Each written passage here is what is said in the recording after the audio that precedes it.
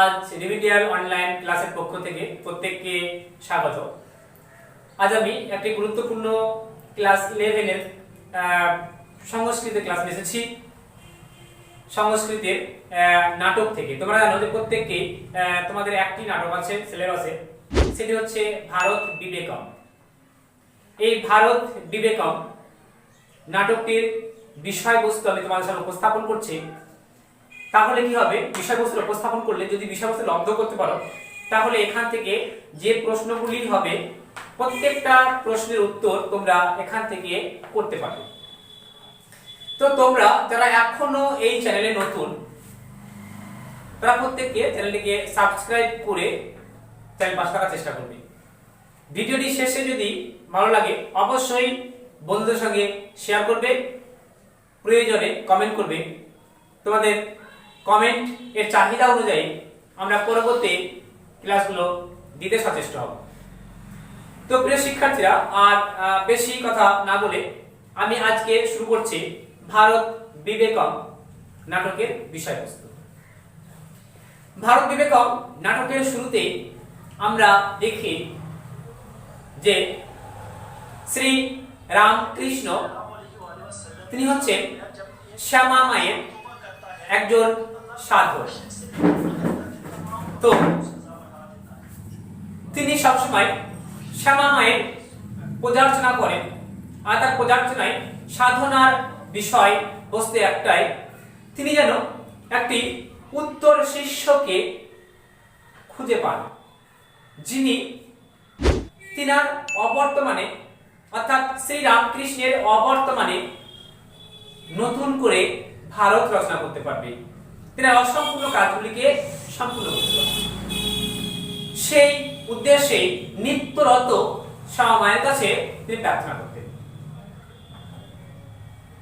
শ্যামা মা কিন্তু তিনার সেই বাসনা শুনেছিলেন, তিনার সেই প্রার্থনায় সাড়া দিয়ে শ্যামা মা তিনার সেই রকম একটা উত্তর সাধককে পেতে সাহায্য করেছিলেন।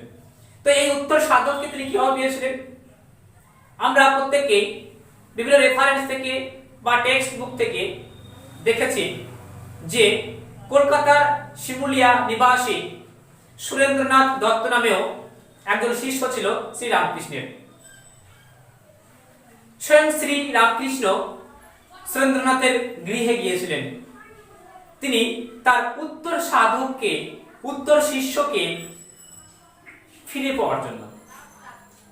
তো সুরেন্দ্রনাথ তার গ্রামে এক বালকের খোঁজ দিয়েছিলেন, এক ধীরদেহী আকর্ণ বিশিষ্ট কুঞ্চিত কেশ বিশিষ্ট এক যুবক, যার মনটি ছিল সবসময় আনন্দদায়ক।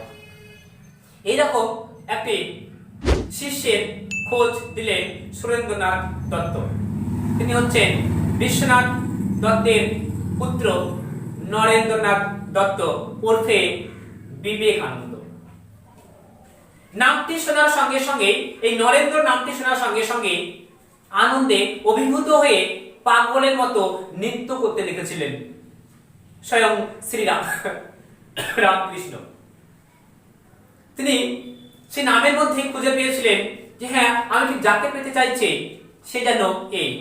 তারপরে সেই বালক যখন শ্রী রামকৃষ্ণের সামনে আসলেন এবং শ্রী রামকৃষ্ণের সামনে আসার পরে শ্রী রামকৃষ্ণ যখন তাকে কোনো গান গাইতে জানে কিনা জিজ্ঞেস করার সঙ্গে সঙ্গে তিনি একটি শ্যামা সঙ্গীত গেয়ে শোনালেন শ্রী রামকৃষ্ণকে। সেই শ্যামা সঙ্গীতটি শুনে শ্রী রামকৃষ্ণ আবার পাগলের মতো নৃত্য করতে লাগলেন যে হ্যাঁ মা, তুমি আজকে আমার ডাকে সাড়া দিয়েছো, আমি যাকে পেতে চেয়েছিলাম ঠিক তাকেই তুমি পাইয়ে দিয়েছো। সত্যিকারে এর হাতে আমি আমার অবর্তমানের গোটা ভারতের দায়িত্বকে অর্থাৎ নতুন ভারত রচনা করার দায়িত্বকে তার হাতে আমি অর্পণ করে দিয়ে নিশ্চিন্তে পরলোক গমন করতে পারি। এরকম ভাবে তিনি মায়ের কাছে প্রার্থনা করেছিলেন।